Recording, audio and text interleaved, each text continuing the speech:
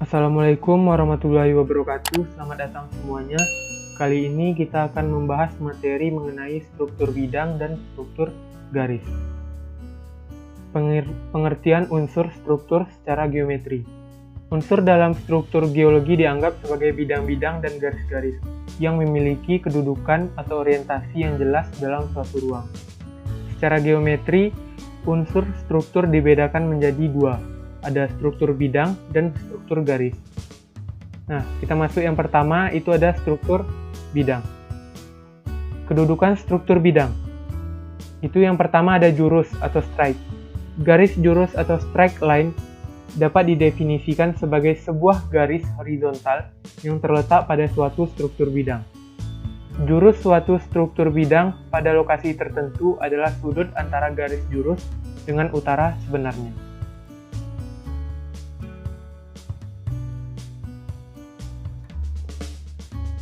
Jurus suatu struktur bidang dapat dideskripsikan dengan dua cara, ada konversi kuadran dan konversi azimut. Untuk konversi kuadran itu dibagi menjadi 4, ada northeast, southeast, southwest, dan northwest.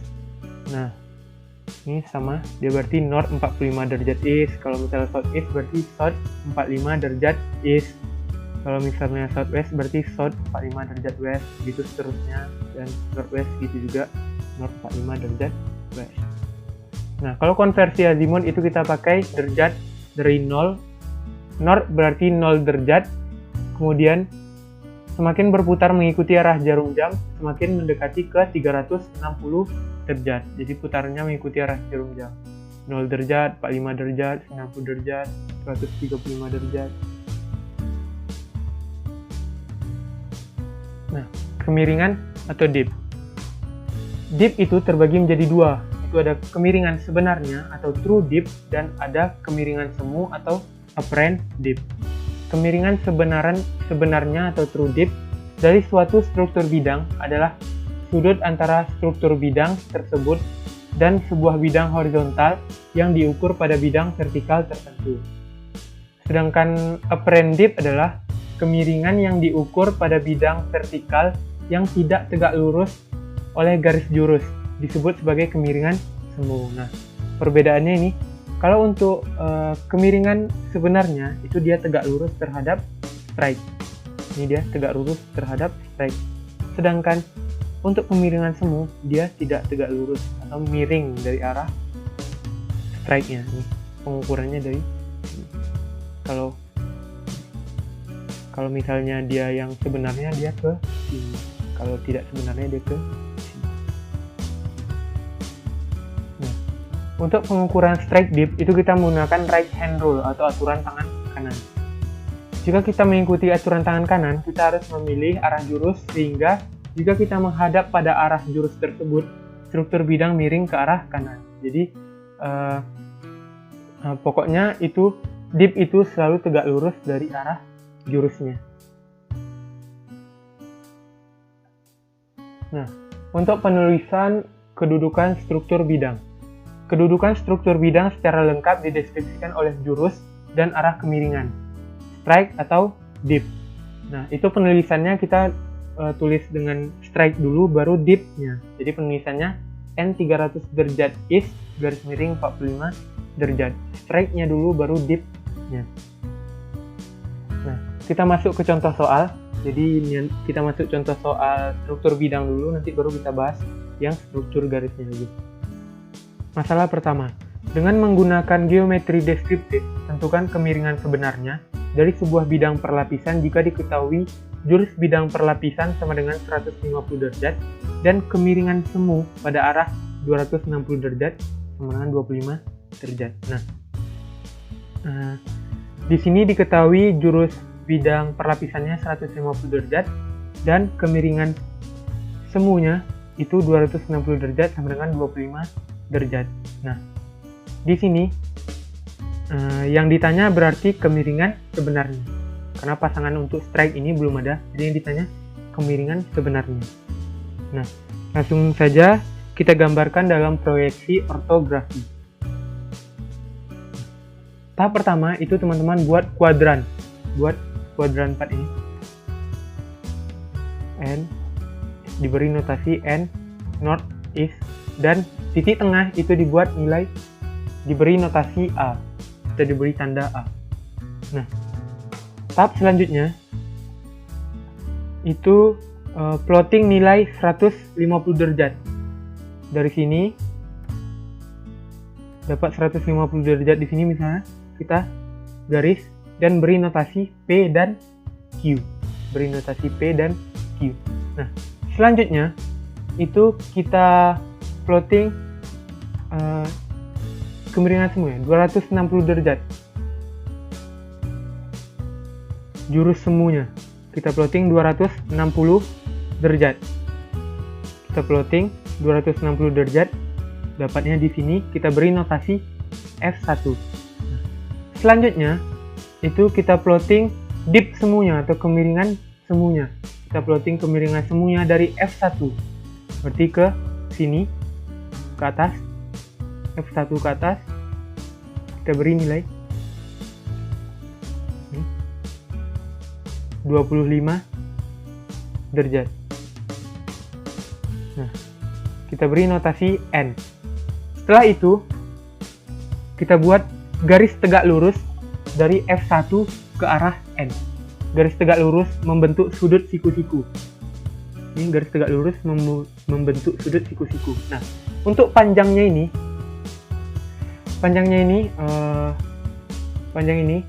itu bebas, teman-teman mau pakai berapa, asalkan harus sama.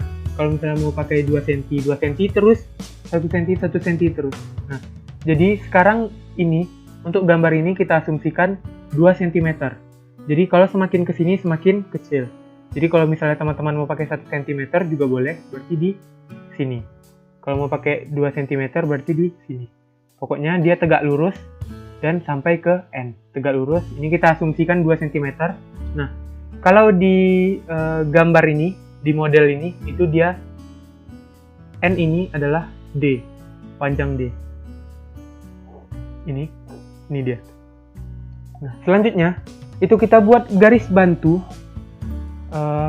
nilainya sama dengan 150 derajat, diukur dari sudut siku-sikunya atau diukur dari B nih, dari notasi B, diukur 150 derajat dan dibuat garis, diberi notasi X dan Y. Nah, setelah itu kita buat garis tegak lurus dari P dan Q ke arah garis bantu. Garis tegak lurus dari P dan Q ke arah garis bantu di titik A. Kita buat garis tegak lurus. Kita beri notasi F2, keterangan F2. Nah, selanjutnya ini kita beri nilai C. Titik ini kita beri C. Ini kita beri C, notasi C. Nah, untuk mendapatkan C aksen itu gampang.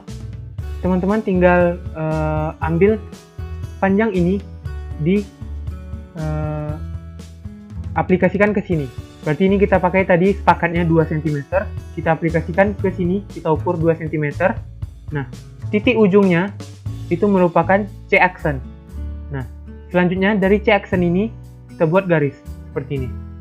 C aksen. Nih. Nah, ini panjang C ke C aksen sama dengan B ke B aksen. Jika ini 2 cm, berarti C ke C aksen 2 cm. Nah, dapat C ke C aksen. Nah, baru kita dapat dip sebenarnya. Jadi dip sebenarnya adalah 23 derajat. Maka nilai kemiringan sebenarnya adalah 23 derajat. Jadi untuk masalah ini didapati jurus bidang perlapisannya adalah 150 derajat, N 150 derajat, is garis miring, dipnya 23 derajat. Jadi seperti itu. Kita lanjut ke masalah kedua. Nah, masalah kedua.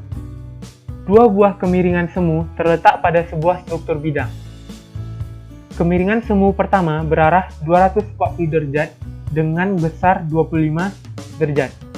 Selanjutnya, kemiringan semu kedua berarah 170 derajat dengan besar 20 derajat. Tentukan jurus dan kemiringan struktur bidang tersebut.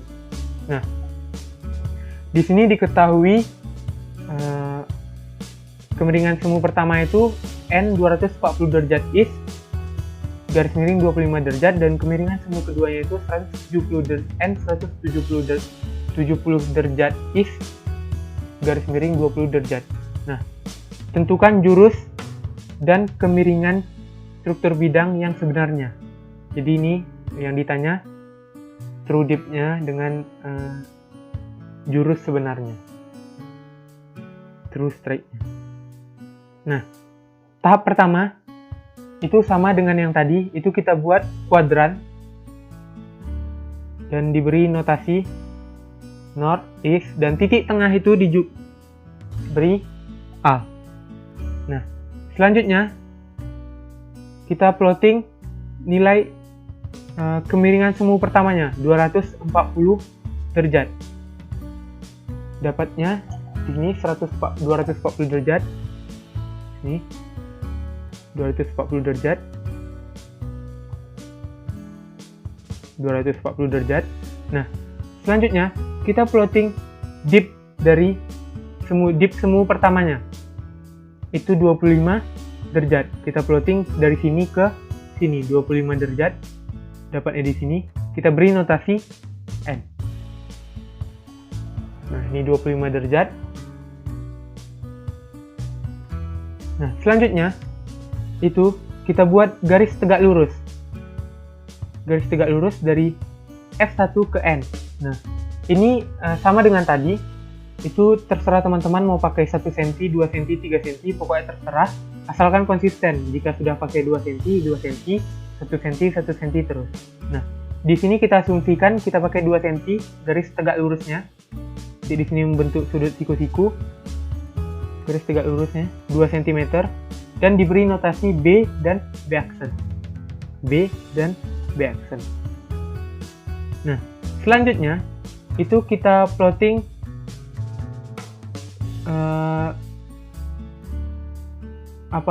strike semuanya, jurus semuanya. Nah, kita plotting jurus semuanya itu 170 derajat. Dapatnya di sini dan kita beri notasi L. Oke. Kita beri notasi L. Nah, selanjutnya itu kita plotting 20 derajat. Itu sebenarnya teman-teman bisa plottingnya ke sini dan bisa ke sini. Bisa ke kanan, bisa ke kiri, karena tidak ada anjuran dari soalnya. Jadi teman-teman bisa mau ke kiri plottingnya kayak gini, atau mau ke kanan. Jadi kalau ini saya buat ke kanan. Nah, kita plotting dari L ke kanan 20 derajat. 20 derajat dapatnya. Dan kita buat garis tegak lurus sama dengan B dan B aksen tadi. Kita buat garis tegak lurus dari L ke M 2 cm. Ini membentuk sudut siku-siku dan diberi notasi D ke dan D aksen. Nah, setelah itu dari titik D dan B ini, titik D dan titik B ini digabungkan dan diberi notasi P aksen dan Q aksen. Ini diberi notasi P aksen dan Q aksen. Nah, selanjutnya kita buat garis tegak lurus dari garis bantu ini, dari P aksen dan Q aksen. Kita buat garis tegak lurus dari P aksen dan Q aksen. Ini berarti sudut siku-siku. Kita buat garis tegak lurusnya ke titik A. Itu kita beri notasi C. Selanjutnya kita masukin nilai panjang B ke B aksen tadi. Itu 2 cm. Kita aplikasikan ke garis ini. Kita beri notasi C aksen. Kita pasang penggaris sini sampai 2 cm misalnya di sini. Kita beri notasi C aksen dan dihubungkan ke titik A. Seperti ini. Nah, ini merupakan dari C ke C aksen ini kita ukur pakai busur. Nah, itu merupakan dip sebenarnya. Ini merupakan dip sebenarnya. Nah, setelah itu kita buat dari titik A itu garis sama dengan P aksen dan Q aksen di titik A.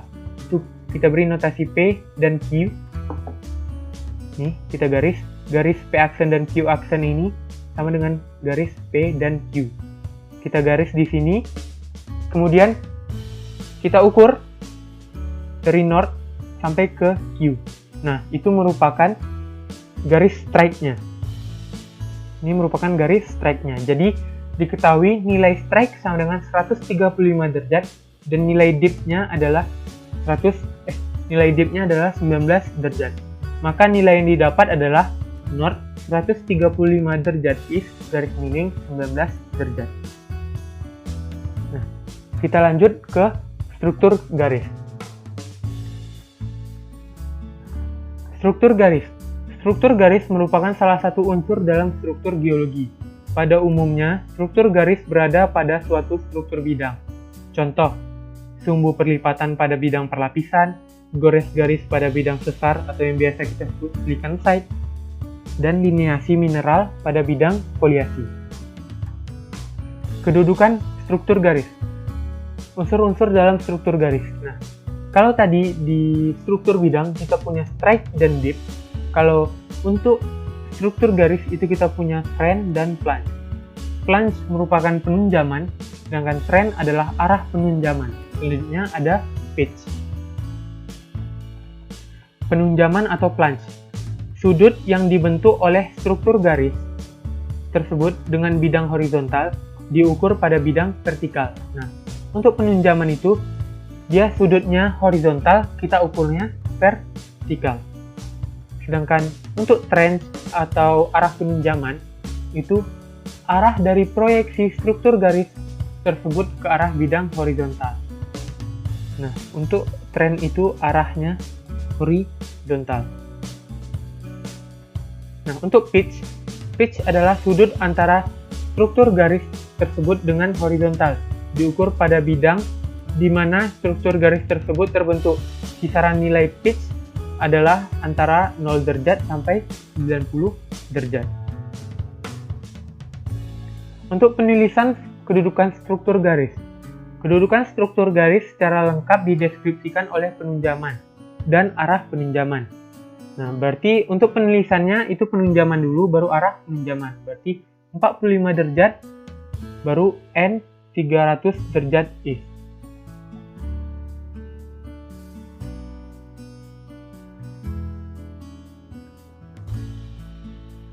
Kita masuk ke contoh soal. Masalah pertama. Suatu struktur bidang memiliki kedudukan north 45 derajat east, 30 derajat southwest.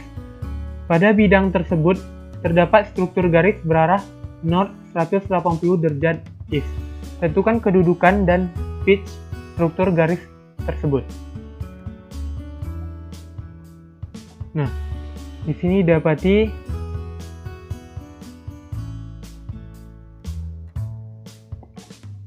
berarti diketahuinya N 45 derajat east, 30 derajat southwest. Jadi southwest ya. Nah, tahap pertama itu kita buat utara di milimeter bloknya, kita buat utara. Kita buat utara dan kita plotting 45 derajat. Bebas di mana, usahakan proporsi, buat aja di tengah-tengah, 45 derajat garisnya, kisaran 10 sampai 15 cm, kita buat 45 derajat. Nih, north 45 derajat east. Kemudian kita buat garis tegak lurus. Kita buat garis tegak lurus. Bebas di mana, buat aja di bawah. Itu kita buat garis tegak lurus di bawah nih. Dan kita beri notasi C dan F.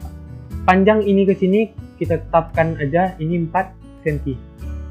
Kita tetapkan ini 4 cm, panjang C ke F itu 4 cm. Selanjutnya kita buat garis bantu dari F sama dengan 45 derajat. Kita buat garis bantu ke F sama. Setelah itu kita masukkan nilai dip ini 30 derajat southwest.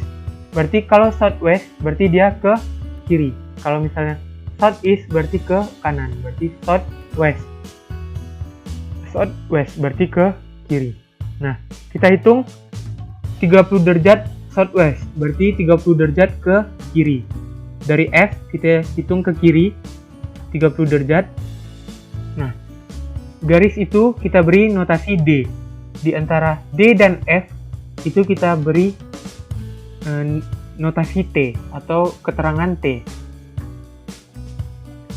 Setelah itu kita buat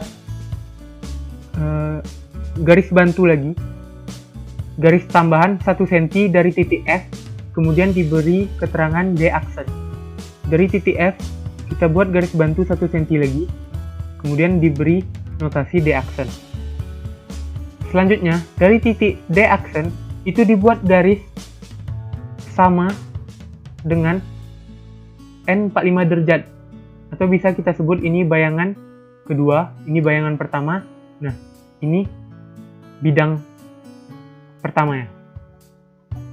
Ini bayangan pertama, ini bayangan kedua. Setelah itu kita buat garis tegak lurus lagi di atasnya C ini. Kita buat garis tegak lurus. Boleh teman-teman buat agak jauh, boleh di sini, tapi jangan terlalu dempet. Itu bebas mau di mana. Di atasnya C. Kemudian kita buat garis tegak lurus memotong 2 bidang bantu. Memotong 2 bidang bantu diberi notasi O dan E. Kemudian titik ini juga diberi di titik temu di bidang bantu pertama, itu diberi notasi G. Selanjutnya itu dari nilai O ini kita plotting 180 derajat. Berarti ini utaranya 0 derajat, di sini kita putar. Kita taruh busur, ini 0 derajatnya. Berarti kita putar ke sini, dapat 180 derajat di sini. Kita buat garis sampai dia bertemu di garis bantu pertama, dan kita beri notasi A. Nah, setelah itu T ini kita ukur. Ini kita ukur panjangnya. Nah, itu kita asumsikan misalnya di sini 2 cm kita asumsikan. Nah, itu kita buat garis dari sini ke sini. Garis horizontal dari titik A sepanjang 2 cm atau sepanjang T. Sepanjang T. A dari titik A garis 2 cm atau sepanjang T. Nah, ujung ini kita beri nilai notasi B. Nah, setelah itu B digabungkan dengan O atau dihubungkan dengan O. Nah, dari D F ini itu sama panjangnya dengan A dan B. D dan F sama panjangnya dengan A ke B. Nah, selanjutnya itu kita buat dari titik A. Kita buat dari titik A garis tegak lurus atau garis siku-siku mengenai bayangan atau garis bantu kedua atau garis bantu D aksen. Kita buat garis bantu tegak lurusnya, garis tegak lurus itu kita beri notasi B aksen. Kemudian dari B aksen ini kita hubungkan ke titik O. Oke, seperti ini kita hubungkan titik O, maka didapati ini merupakan nilai plunge-nya. A ke B merupakan nilai plunge-nya, dan B ke C, B ke garis 45 derajat merupakan nilai pitch-nya. Jadi didapati plunge sama dengan 23 derajat dan pitch sama dengan 52 derajat. Jadi didapati kedudukannya itu 23 derajat north, 180 derajat east. Kalau struktur garis itu kita mulainya plunge dulu baru trendnya. Nah, jadi dapati ini untuk masalah pertama.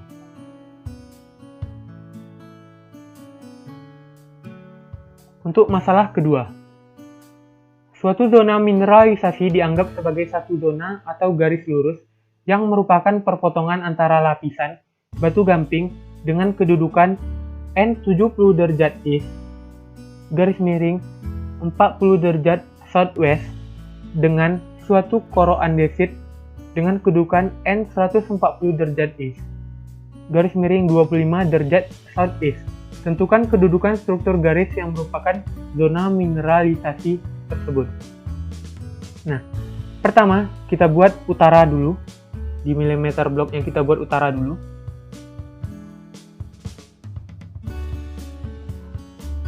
Selanjutnya, kita plotting nilai kedudukan pertamanya. Nilai kedudukan batu gamping ini. N 70 derajat east. Kita buat N 70 derajat east, bebas di mana? Saya sarankan di tengah. Jadi kita buat garis N 70 derajat east. Misalnya ini kuadran, hitung 70 derajat. Di sini kita garis panjang. Diberi nilai N 70 derajat east. Nah, setelah itu kita buat garis tegak lurus dari nilai 70 derajat tadi. Kita buat garis tegak lurus di bagian bawah, garis tegak lurus, dan kita beri notasi P dan U.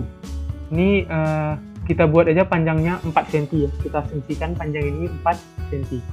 Nah, setelah itu kita plotting nilai dipnya. Ini nilai dipnya 40 derajat southwest. Berarti kalau southwest berarti ke kiri. Southwest ke kiri, kalau southeast ke kanan. Ini southwest, 40 derajat southwest. Kita masukin 40 derajat. Nah, kita beri notasi S. Di antara S dan U adalah T. Kita beri notasi T. Nah, selanjutnya kita buat garis bantu dari S dan U. Sama dengan 70 derajat. Atau sama dengan garis bantu O. Nih, kita buat garis bantu dari S, U, garis bantunya sama dengan N 70 derajat east. Tapi kita buatnya di S dan U.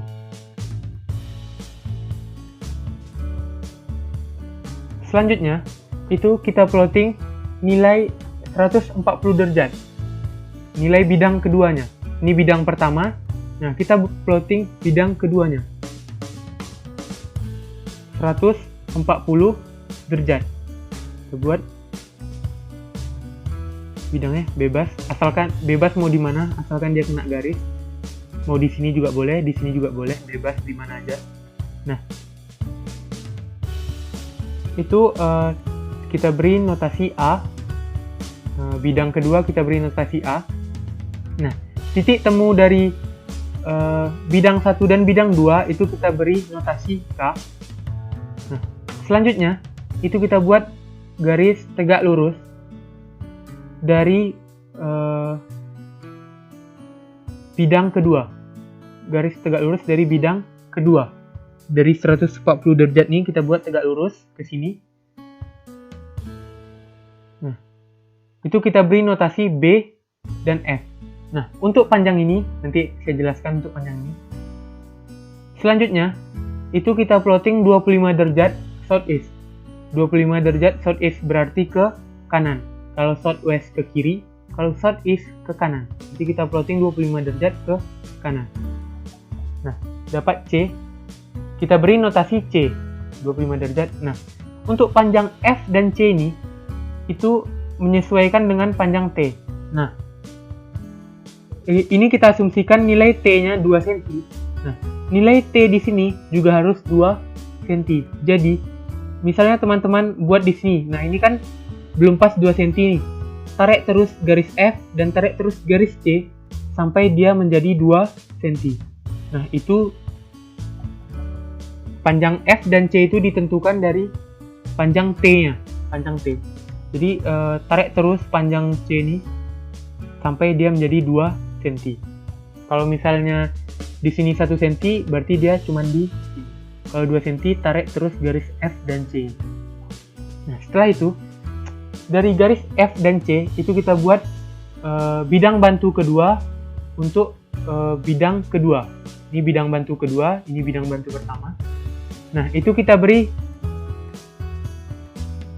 notasi G. Kita beri notasi G. Kita beri notasi G.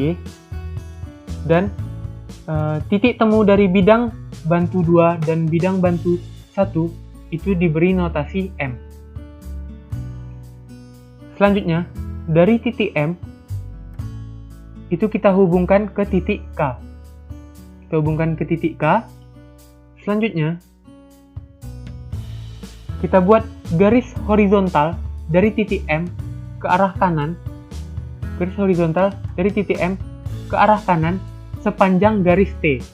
Jadi ini sama dengan ini. Kita buat nih. Nah, M ini kita garis horizontal sepanjang garis T. Nah, ujung T itu kita beri notasi Z dan dihubungkan ke K. Ini dia. Nah, didapati ini merupakan nilai trennya dari K. Berarti ini kita putar sampai ke Z, garis Z itu merupakan nilai trennya. Nah, sedangkan untuk nilai plunge-nya itu dari M ke Z, itu merupakan nilai plunge-nya. Untuk nilai tren dari sini ke sini, untuk nilai plunge dari Z ke M. Nah, gitu. Ini nilai plunge-nya. Nah, untuk trennya ini nanti teman-teman ukur berapa dan plunge-nya ukur berapa. Nah, jadi seperti ini kira-kira untuk contoh soal kedua, struktur garis. Jadi nanti teman-teman tentukan ininya berapa untuk sebagai tugas juga. Ini teman-teman tentukan. Udah. Nah, mungkin hanya itu yang bisa saya sampaikan. Lebih dan kurang mohon maaf. Terima kasih yang sudah menyaksikan sampai habis. Saya akhiri. Assalamualaikum warahmatullahi wabarakatuh.